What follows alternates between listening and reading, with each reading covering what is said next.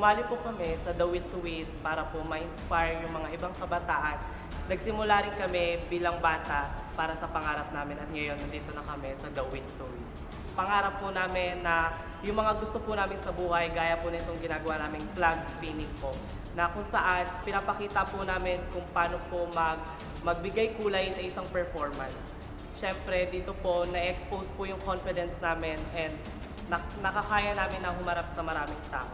Bumilib at paikutin namin ang inyong mundo dito sa The Will to Win!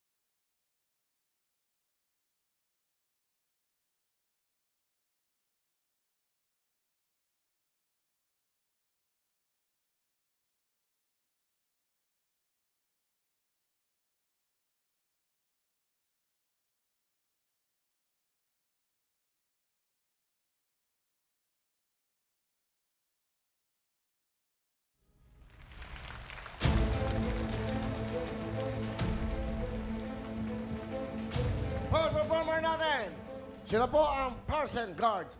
Galing ah. Kayo ba ay magkakaibigan, magkakamag-anak? Magkakaibigan po.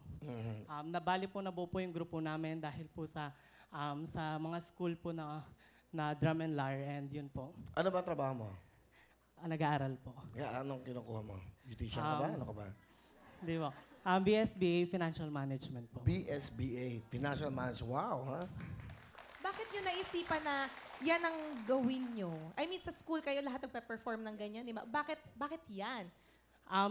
Kasi po ang unusual po niya, parang hindi siya common. So, para naman po may bago sa The Will to Win, kaya namin ito ginawa. Totoo naman. Sarap panoodin sa TV. Para ka nanonood ng Chinese, nag-exhibition ng mga Chinese. Galing.